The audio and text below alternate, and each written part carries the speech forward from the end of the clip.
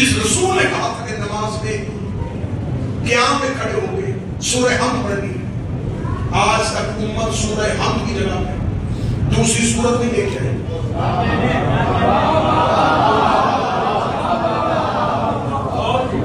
آج تک امت سے یہ نہیں ہو سکا کہ ٹھیک ہے بہت عرصہ ہو گیا ہمیں سورہ حمد پڑھتے ہوئے،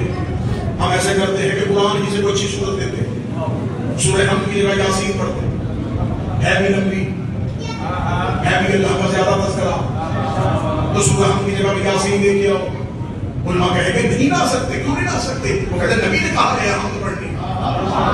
اب حمد کی جگہ پہ یاسین بھی نہیں لا سکتے، کیوں؟ یاسین قرآن میں نہیں ہے، قرآن میں، لیکن جو نبی حمد کہتے